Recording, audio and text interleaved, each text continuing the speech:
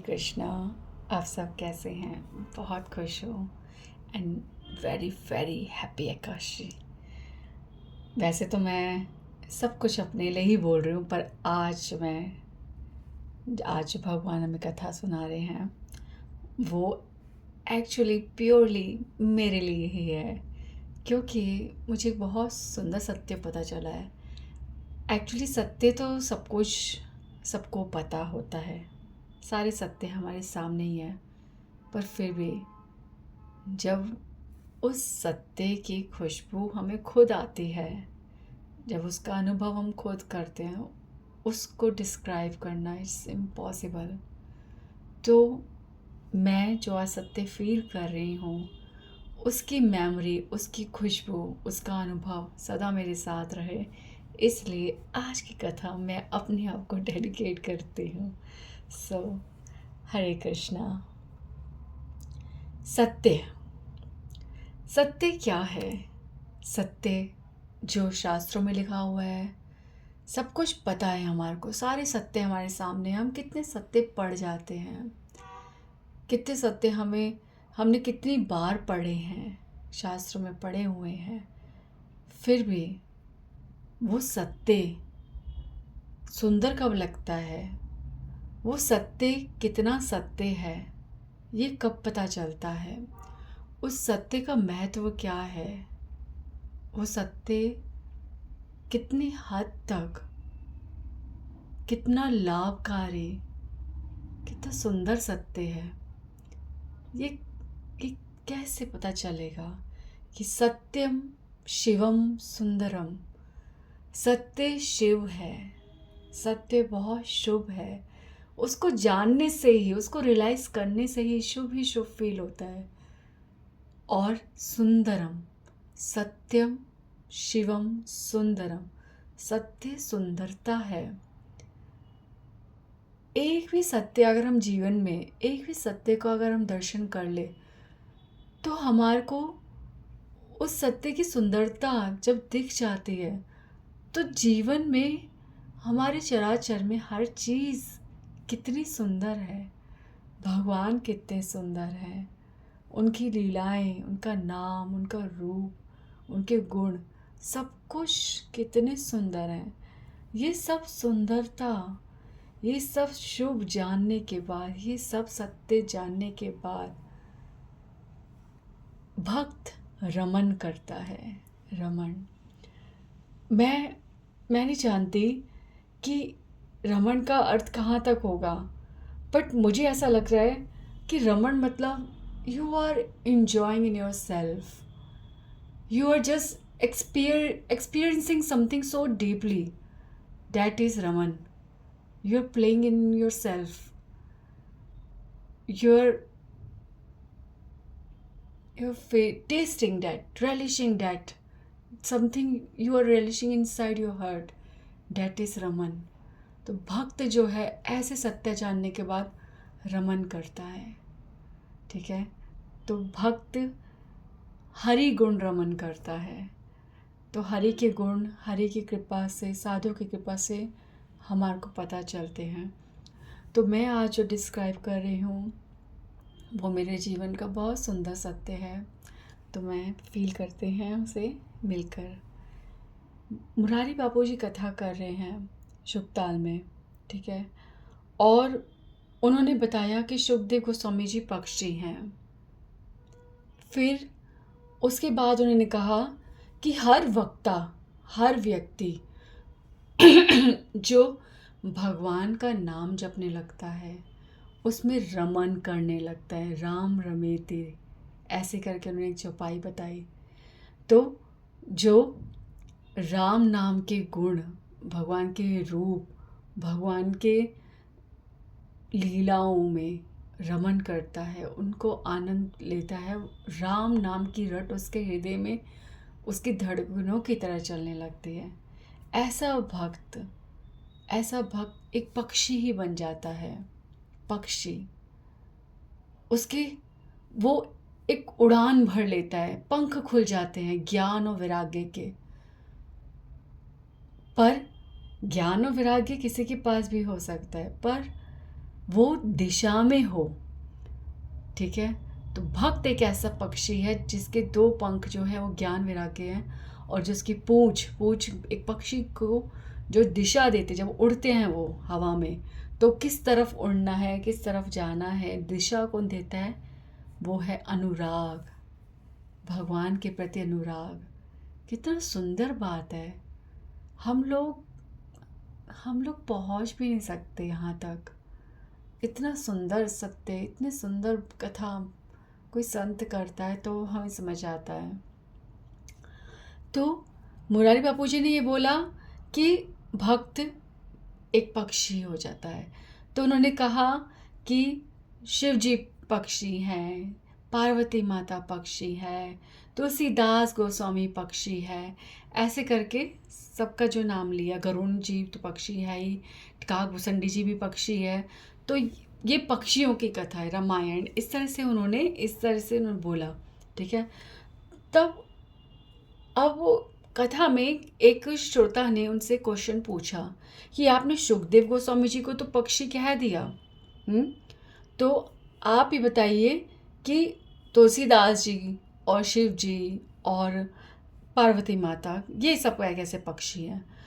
तो उन्होंने बड़ी ही नम्रता के साथ एक एक चौपाई रखते हुए चौपाई को गाया कि तुलसीदास जी यहाँ पे कहते हैं कि वो पक्षी है, शिव जी यहाँ पे हैं, और पार्वती माता जी का बोला कि जय जय गिरिवर राज किशोरी, जय महेश मुख चंद्र चकोरी। तो ऐसे चौपाइयाँ ऐसे बहुत जगह पे बार बार वह अपने आप को पक्षी, उन पर प्रूफ होता है कि वो पक्षी हैं। तो चकोरी, ठीक है, सीता माता शिव जी को चंद्र कह रही हैं और पार्वती माता जी को चकोरी कह रही है, यानी कि एक पक्षी की उपमा दे रहे हैं।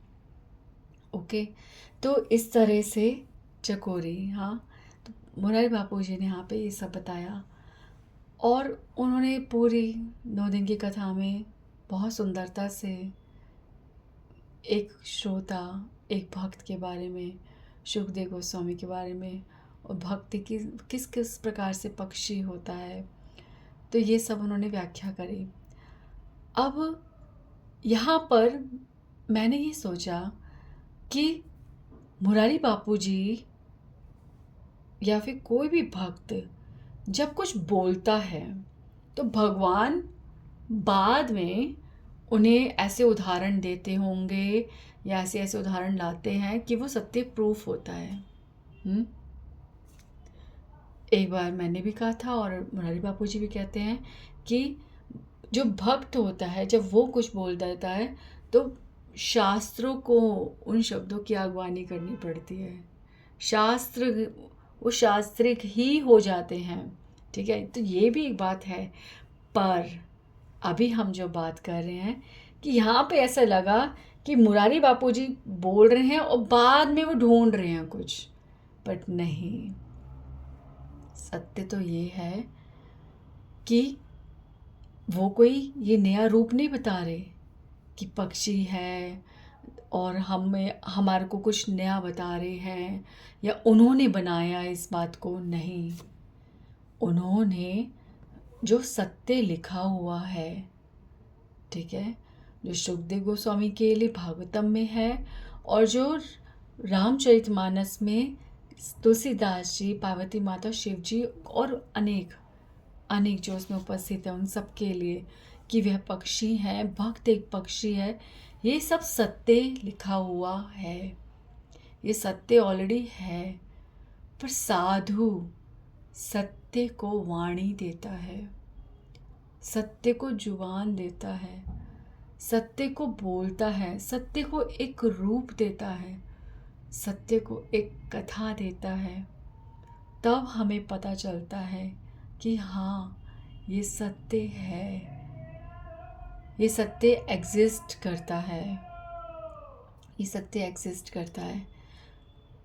तो सब कुछ ऑलरेडी होता है, हम लोग पढ़ भी रहे हैं, हमें पता भी है, पर साधु उन सत्य को जिस तरह से बताता है अपनी साधुता से, साधु सत्य की मूर्ति है।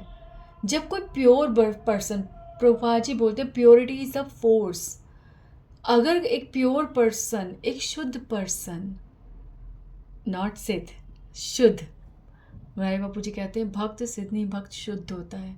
सिद्ध करने की उससे कोई आवश्यकता नहीं है, वो शुद्ध होते हैं। तो शुद्ध पर एक व्यक्ति, शुद्ध भक्त, जब वो कुछ बोलते हैं तो सामने वाला बस विश्वास करता है, उसका दर्शन करता है। पर वो ये सभी भगवान की और साधुओं की कृपा होती है तब। तो सत्य सब कुछ एग्जिस्ट करता है, और उसके बाद जब भक्त बोलता है तब हमारे को वो सत्य दिखता है। शास्त्रों में रखा हुआ सत्य जो बार बार हमारे सामने आ चुका है, वो सत्य जिसे हम बहुत बार पढ़ चुके हैं, सुन चुके हैं, पर फिर भी जब एक साधु जब उसे बोलता है तब वो सत्य दिखता है, अनुभव में आता है, और तब जाके हम उसे मानते हैं, उस पर विश्वास करते हैं। ये होती है साधु की कृपा। साधु न होते तो की होई तो, गौरांग न होई तो की होई तो ये बिल्कुल एग्जैक्ट सेम डे जब मैंने ये फील करा, और exact same day Shri Prabhupada ji, हमारी गुरु परंपरा जो सदैव हमारे साथ है, वो क्यों नहीं कहेंगे कि हाँ बेटा तूने ठीक समझा।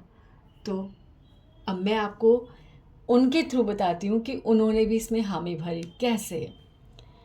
हमारी नरसिंह चतुर्दशी अभी गई है, पर नरसिंह भगवान जी आने वाले हैं। उससे पहले नरसिंह भगवान की कथा, नरसिंह भगवान के कीर्तन, सब कुछ होता है, अभिषेक होता है और समाप्ति।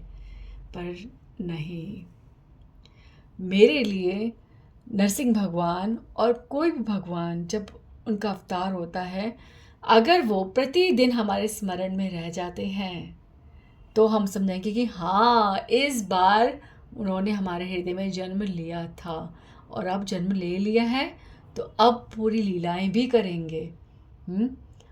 तो जब नरसिंह भगवान जी का हुआ तो उसके बाद मैंने अपने परिवार के साथ लॉर्ड नरसिंह देव, जो मायापुर से मैंने एक बार ख़रीदी थी, नहीं मुझे किसी ने गिफ्ट की थी, एक भक्त ने।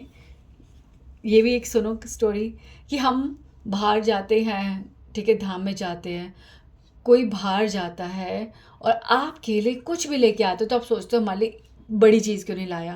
बट एक्चुअली मैं बताऊँ, उस पर्सन ने अपने इतने कीमती टाइम पे, जहाँ वो इतना खर्चा करके जाता है समय निकाल के, और इतना घूमना फिरना इतनी मुश्किल होती है कि शॉपिंग करने का टाइम भी नहीं मिलता, और वो पर्सन आपके लिए एक छोटी भी चीज़ लेके आता है ना, तो you must be grateful to him, to her, कि उन्होंने आपके बारे में सोचा, आप उनके ख्याल में आई, क्या काफ़ी नहीं था और गिफ्ट ले लिया तो बहुत बड़ी बात है। तो वो जो भी लाते हैं ना, तो गिफ्ट मत देखना, ये देखना कि उन्होंने आपके बारे में सोचा, आपको याद रखा। That is very important. तो आपके लिए कोई कुछ भी लाता है, बहुत सुंदर बात है। तो एक बहुत प्यारी सी लड़की जो गई थी मायापुर, और वो मेरे लिए इतनी छोटी सी, बिल्कुल पतली सी, पता कितने पेजेस में, 32 पेज, ओनली 32 पेज, इतनी पतली सी नरसिंह भगवान की एक बुक है, ब्लैक कलर का, भगवान का ऑल्टर अंधेरे है और नरसिंह भगवान बने हुए उसमें, उग्र नरसिंह देव। तो उसने मुझे दी थी ये बुक, मैंने 16 साल पहले पढ़ी थी, ठीक है। उसके बाद अब इस बार मैंने फिर से इसे खोला। तो सुंदर बात ये बताऊं कि मुझे इस बुक में जो मैंने पढ़ा मुझे कुछ भी याद नहीं है, ठीक है, पर मुझे ये याद है कि उस दिन से नरसिंह भगवान मेरे भगवान हो गए, मुझे उनसे प्रेम हो गया। मैंने इसमें जितने भी उनके बारे में ग्लोरिफिकेशन पढ़ा था मुझे कुछ याद नहीं है, पर उस ग्लोरिफिकेशन ने मुझे नरसिंह भगवान जी दिए थे, वो मेरे हृदय में है, ठीक है। और एक और सुंदर बात कि हम सारी बातें भूल जाते हैं, भगवान के जो गुणों का वर्णन होता है वो भी भूल जाते हैं, पर भगवान कितने उदार हैं, कितने महावदान्याय हैं कि वो हमारे लिए लीला कहले सो विस्तार। हम सब कुछ भूल सकते हैं पर लीला नहीं भूल सकते। और मैं अचंभित हूँ कि एग्जैक्टली मैंने इस बुक का कुछ भी याद नहीं रखा, पर इस बुक में जो लीलाएं थी वो मुझे याद है। ठीक है, मुझे वो लीलाएं याद है। यानी कि भगवान जानते हैं कि हमारी इस कलयुग में मति कैसी है, हमारा स्मरण कितना कमज़ोर है। हम सब भूल जाते हैं, पर जो हमारे साथ घटनाएं होती हैं या किसी और के साथ जो घटना होती है वो हम कभी नहीं भूलते। इसलिए भगवान लीला करते हैं, क्योंकि लीला सदैव याद रहती है। ठीक है, तो भगवान लीलाएं करते हैं। तो इस बुक में जो लीलाएं थी वो मुझे याद रही। बट मैंने जब ये बुक फिर से पढ़ना शुरू करा है तो ये भी दिख रहा है कि कितना अंतर आ गया 16 साल में, कि नरसिंह भगवान ने कितना साथ दिया है कि आज जब मैं ये पढ़ रही हूँ तो मुझे एक एक शब्द मैं मैं नहीं मैं इसे क्रॉस नहीं करना चाहती। मैं चाहती हूँ ये 32 पेज मेरे 32 सालों तक, अगर मैं जी तो 32 सालों तक ना ख़त्म हो। इतना धीरे एक एक शब्द पे इतना रुक रुक के बोलना, सुनना, समझना, महसूस करना इतना सुंदर है। Please whenever you go to Mayapur you purchase this book Narasimha Dev. और अगर आप कोई भी जा रहे हो तो बहुत सारी बुक्स खरीदो और आके अपने रिलेटिव्स को, अपने फ्रेंड्स को ही दो। ये बहुत सुंदर है। Some time some will read. Prabhupada कहते हैं ये विस्फोट है, कभी भी हो सकता है। तो ये बॉम्ब हर किसी घर में फिट कर दो। ये बुक्स, ये प्रभुपाद जी की बुक्स न जाने कब फटे और कृष्ण प्रेम उत्पन्न हो जाए किसके हृदय में। तो ज़रूर गिफ्ट करनी चाहिए बुक्स। तो यहाँ पर पंकजं घ्री, ठीक है, मैं ना प्रोनाउंस थोड़ा सा गलत कर सकती हूँ। तो पंकज घ्री जी प्रभु जी जो थे अब वो नहीं है, और वो नरसिंह भगवान के ऑल्टर में सेवा करते थे। और ये उन्हों की ही बुक है। उन्होंने बहुत सुंदर लिखा है, इसमें बहुत सुंदर वर्णन करा है कि किस तरह से वो अर्चना करते हैं, पूजा करते हैं। अंदर पुजारी भगवान के साथ कितना सुंदर संबंध बना के रह सकता है। एक एक कार्य में, भगवान की एक एक सेवा में उसके हृदय में कितनी प्रार्थनाएं गूंज सकती है। इन सब का वर्णन बहुत सुंदर करा है। तो यहाँ पर उन्होंने एक बार यहाँ पे वो प्रूफ कर रहे हैं कि किसी ने बोला कि यदि हम नरसिंह भगवान जी की पूजा करते हैं तो हमारे को क्या चैतन्य महाप्रभु या कृष्णा मिलेंगे, राधा रानी मिलेंगी? हाँ, तो ये इस प्रकार का प्रश्न था। और इस वजह से लॉर्ड नरसिंह देव से कई लोग अटैचमेंट नहीं बना पाते, या नरसिंह भगवान को विचित्र समझते हैं या भिन्न समझते हैं, या वो सोचते हैं कि ज़्यादा कॉन्टेम्पलेट करेंगे तो हम अपने अपने मूड से, हमारा जो भी भाव है हम उससे बाहर ना आ जाए, या हम भटक ना जाए, या हम हमारा लक्ष्य खो ना जाए।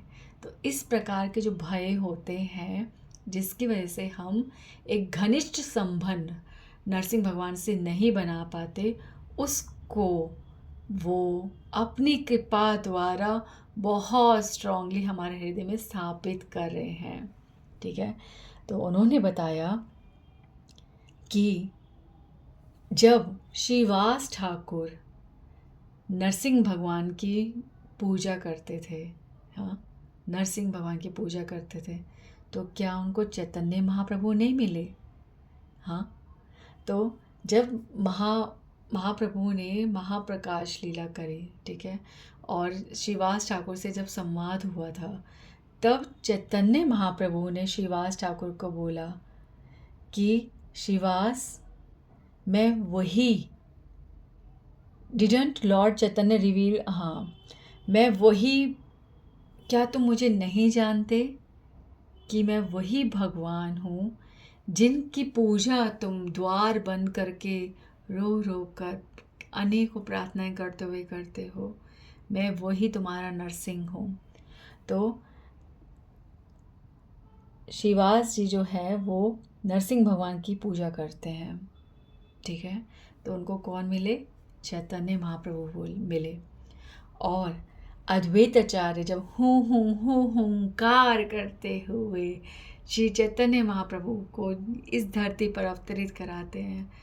हाँ, हाथ में गंगा जल और तुलसी दल लेकर जब पूजा करते हैं तो वो उनके उनकी कौन है, उनके विग्रह जिनकी वो पूजा करते हैं, वो है एक नरसिंह शिला। हाँ, नरसिंह शिला।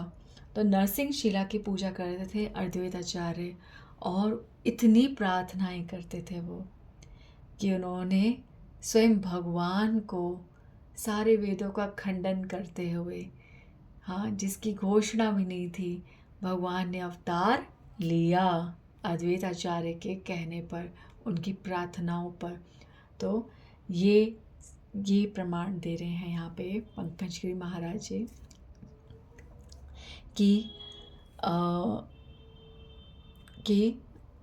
नरसिंह भगवान जी से पूजा करने से, हाँ, नरसिंह भगवान जी से प्रार्थना करने से हमारे जो भक्ति में विघ्न है वो बहुत जल्दी ख़त्म होते हैं, बहुत जल्दी। ठीक है, तो मैं आपको ना एक छोटा सा ना बताऊंगी भी, ताकि ये हमारी मेमोरी में सदैव रहे। All the obstacles in our devotional service are removed by worshipping Lord Narasimha Dev. ठीक है, अगर हमारे को भक्ति पाने में, भक्तिमय सेवा में हमारी कोई भी बाधाएं आ रही है, केवल नरसिंह भगवान के स्मरण से उन सब बाधाओं का विनाश हो जाता है। If one can always raise his hands and call out with great love the names of Nitai Gaur and Radha Madhav, that is wonderful. ठीक है, but if there is something in your heart that is stopping you from that spontaneous call, why not go in all humility before Lord Narasimha Dev and pray. यहाँ पे वो कह रहे हैं कि यदि आप हाथ उठाकर प्रेम से जय गौर निताई, जय राधा माधव बोल रहे हो तो बहुत सुंदर है, पर यदि आप फील कर रहे हो कि मैं हाथ तो उठा रहा हूँ, मैं बोल तो रहा हूँ, पर मेरे हृदय से नहीं निकल रहा, मेरे हृदय से एक पुकार नहीं आ रही, तो क्यों नहीं नरसिंह भगवान के पास जाते और उनसे प्रार्थना करते हो? क्यों नहीं करते हो? देखना कैसे भगवान से एक हृदय का संबंध बन जाएगा। फिर वो कहते हैं कि क्या प्रे करें नरसिंह भगवान से, कि with his sharp nails he may pierce those crooked desires in our heart and throw them far away. क्यों हमारे हृदय से निकल रहा? क्योंकि हमारे हृदय में अनगिनत इच्छाएं हैं। हाँ, तो ये छोटी छोटी इच्छाएं जो है ना, ये छोटी छोटी इच्छाएं, ये हमारी एक मूल इच्छा जो होनी चाहिए उसको ध्वस्त कर देती है। ठीक है, मन एक है, जैसे कि आपके पेट में सिर्फ एक रोटी खाने की भूख है। ठीक है, अगर आप उस रोटी को खा लो, एक रोटी खा लो, तो बहुत अच्छे संतुष्ट हो जाओगे, बिल्कुल बेस्ट होगा, हेल्दी होगा। बट आप कह रहे हो मैं छोटा चल नमकीन खा लूँ, छोटी सी मट्ठी खा लूँ, छोटी सी चल मैं एक टॉफ़ी खा लेती हूँ, चलो मैं थोड़ा सा ड्रिंक ले लेती हूँ, कोई पी लेती हूँ, जूस पी लेती हूँ। ऐसे कर करके आपने अपने पेट कहते हैं पेट अफर जाना, ऐसे करके, और संतुष्टि भी नहीं हुई। एक बहुत ही अजीब सा एग्जांपल दे दिया मैंने, पर बहुत रिलेटेबल है इसलिए बोल दिया। तो हमारी मूल डिज़ायर, हमारी जो एक मूल डिज़ायर है वो भगवान को प्रेम करना है, उनके चरणों में समर्पण है। पर यही छोटी छोटी इच्छाएं, मुझे ये चाहिए, मुझे ये बनना है, मुझे ये इतनी मेहनत करनी पड़ेगी, मुझे ये करना चाहिए, अरे मेरा ये काम हो जाए, अरे मेरे को एक गाड़ी मिल जाए, अरे मुझे ऐसा मिल जाए, मेरे बच्चे ये कर जाए, ये छोटी छोटी इच्छा, अनगिनत इच्छाएं जो है ना, इसकी वजह से हमारे हृदय में एक मूल इच्छा बन ही नहीं पा रही। ठीक है, तो नरसिंह भगवान जी वो छोटी छोटी इच्छाएं हैं ना, उन सबको ख़त्म कर देते हैं। अब आप कहोगे ख़त्म कर देते हैं, ख़त्म कर देते हैं यानी कि क्या होगा फिर? अरे बाबा, जब भगवान से प्रेम हो जाएगा ना, तो ये सब बैक टू बैक पूरी होती रहेंगी, ख़त्म हो जाएंगे का मतलब ये नहीं, इसका मतलब ये है कि आपके हृदय में ये इच्छा बन के नहीं रहेगा। एक्चुअली तो सब चीज़ की पूर्ति भगवान कर ही देते हैं, पर आप जो है ना ये सोचते हैं, आप मतलब मैं, हम ये सोचते हैं कि हम इच्छा करेंगे ना तब हमारी ज़रूरतों की पूर्ति होगी। तो ये हमारे जो सो कॉल्ड डूअरशिप की हमारे अंदर जो थॉट है ना, ये हमें निकालनी है कि हम इच्छा करेंगे तब भगवान सुनेंगे, और जब हम इच्छा करेंगे भगवान सुनेंगे, तभी तो भगवान पूरा करेंगे। अरे नहीं, जो हृदय निरंतर कह रहा है कि भगवान केवल आप, केवल आप, केवल आपकी भक्ति चाहिए, वो उस भक्त पर भगवान निरंतर दृष्टि बनाए रखते हैं। वो भक्त को तो कोई फुर्सत ही नहीं है कि भगवान को छोड़ के कुछ और मांगे सोचे। तो उसकी सारी जिस चीज़ को वो पीछे से सुन नहीं रहा, जिस चीज़ को वो ध्यान नहीं दे रहा, केवल अपने कार्य कर रहा है और खोकर एकदम कृष्णा कॉन्शियस होकर केवल भक्ति कर रहा है, उस सब को, उन सब कार्यों के जो उससे उस व्यक्ति के शरीर से, उस भक्त के शरीर से जुड़ी हुई जितनी भी ज़रूरतें हैं, उन सब की पूर्ति स्वयं भगवान करते हैं। ठीक है, तो ये हमारी थॉट निकालनी है हमारे को कि हम इच्छा करेंगे तो होगा। तो भगवान हमारी मूल इच्छा बन जाती है, और ये तब होगा जब नरसिंह भगवान जी के वो प्यारे प्यारे नाखूनों के हम दर्शन करेंगे ना, तो वो नाखून के दर्शन मात्र से ही हमारे जो मन में जो भौतिक इच्छाएं जो पड़ी हुई है ना, वो देखेंगे, ओए नाखून, कितने डरावने नाखून भगवान के।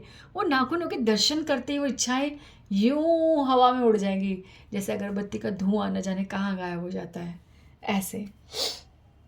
तो उसके बाद कहते हैं ही मे पियर्स, हाँ हो गया, this is his main function. ठीक है, तो अब यहाँ पर वो प्रूफ करते हैं कि भक्ति विनोद ठाकुर जी भी तो कहते हैं कि I will pray at the feet of Lord Narasimha Dev to purify my heart and give me the desire to serve Krishna. ठीक है, मैं नरसिंह भगवान से प्रार्थना करूँगा कि वो मेरे हृदय में इच्छा दे भगवान की सेवा करने की।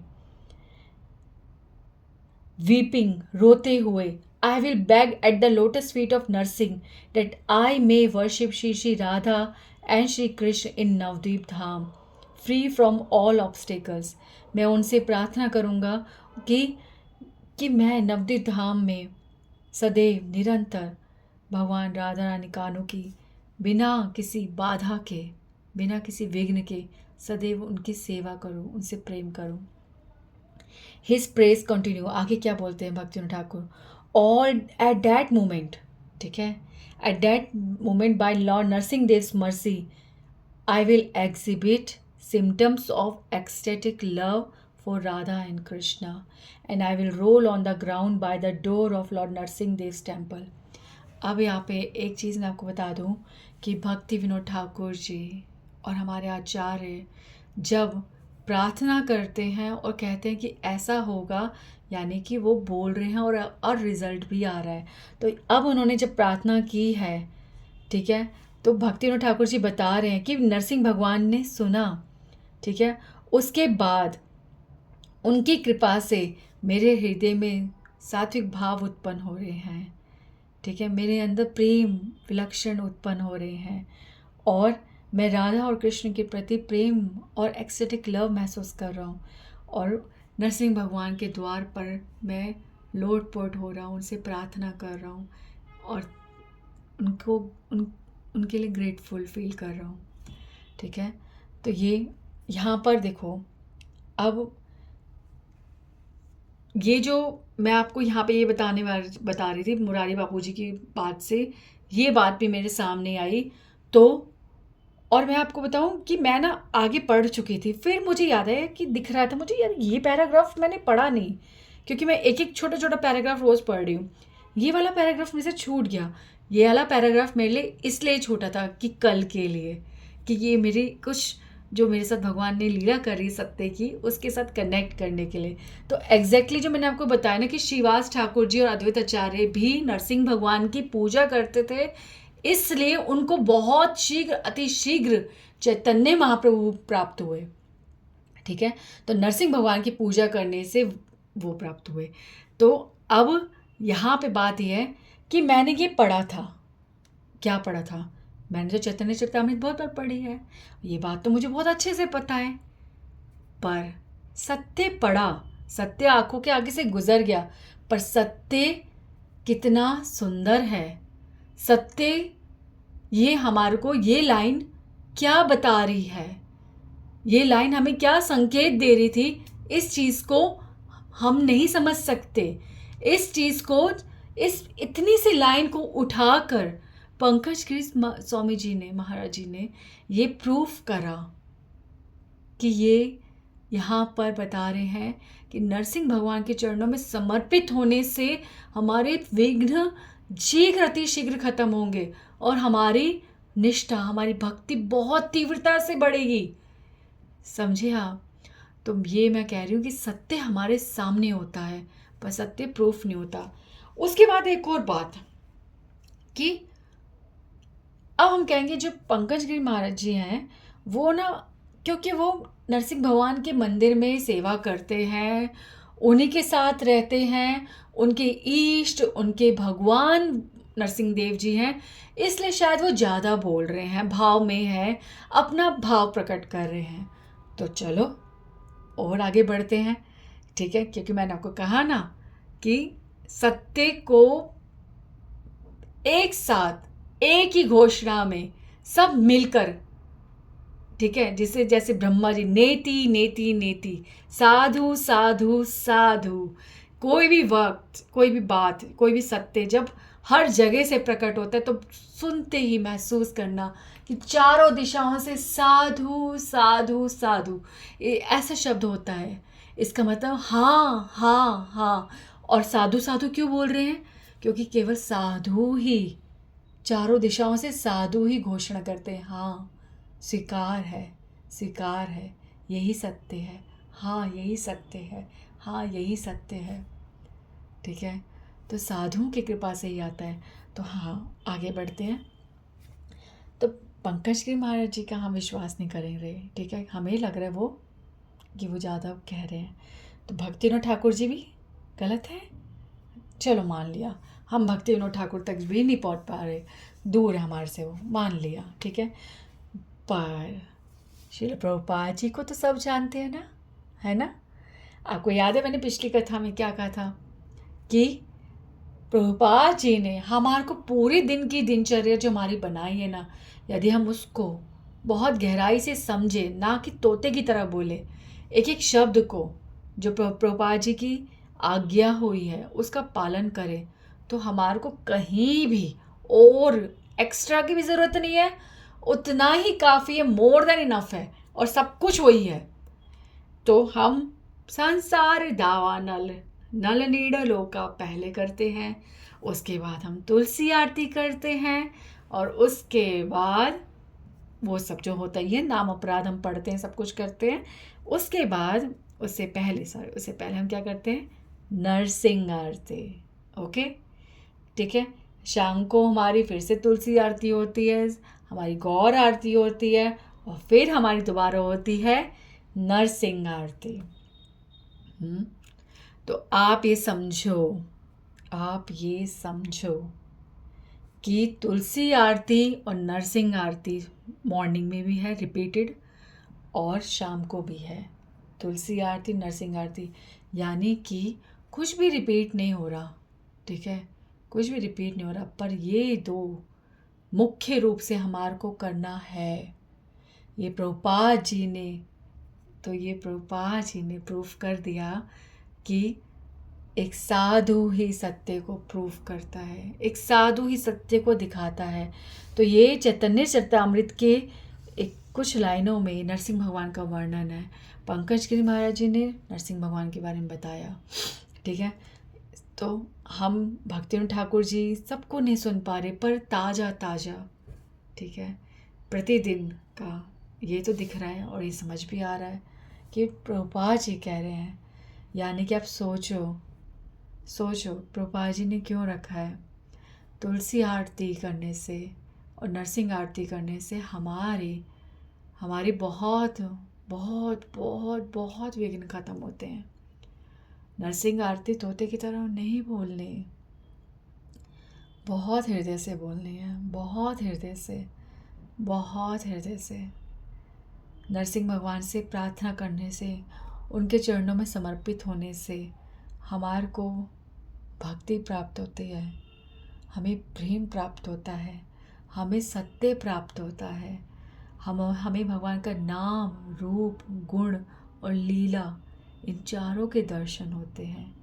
हम परम पुरुषार्थ, पंचम पुरुषार्थ कृष्ण प्रेम, प्रेम धन पाते हैं, नाम धन पाते हैं। तो ऐसा लग रहा है कि जैसा समझा था वैसे बोल नहीं पाई, पर फिर भी बोला। तो आज की बात सिर्फ ये है, कंक्लूजन, कि सत्य सब जगह है। सत्य बिल्कुल हमारे पास, हमारी आँखों के सामने होता है, पर सत्य को वाणी केवल साधु देता है, केवल एक वैष्णव, केवल एक संत देता है। सत्य हम उनके मुख से सुनते हैं, तब हमें विश्वास होता है। सत्य हमारे सामने केवल साधु लाते हैं।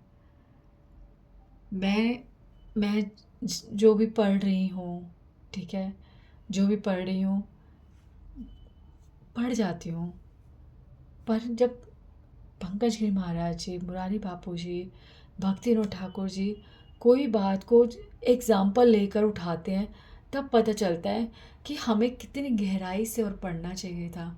साधु बताते हैं कि कितनी गहरी होती है, कितनी गहरी होती रीडिंग, कितना इम्पॉर्टेंट होता है। एग्जैक्टली भक्त का संग करने के बराबर होता है। तो नरसिंह भगवान जी, मैं हम सब के लिए आपके चरणों में प्रार्थना कर रही हूँ कि ये कलयुग है और हमारे पास बहुत कम समय है। हम थोड़ी सी ही कथा सुन पाते हैं, हम थोड़ी सी ही रीडिंग कर पाते हैं। हम भजन तो शायद ज़्यादा करते हैं, पर हृदय बहुत थोड़ी देर के लिए लगता है। पर इस सब थोड़े थोड़े में यदि आपकी कृपा हो तो हम बहुत कुछ पा जाएंगे। तो प्लीज़ इन थोड़ी सी स्टडीज़ में ही कितना सत्य है उसका दर्शन कराइए। हमारे सारे विघ्नों का नाश कीजिए। हमारी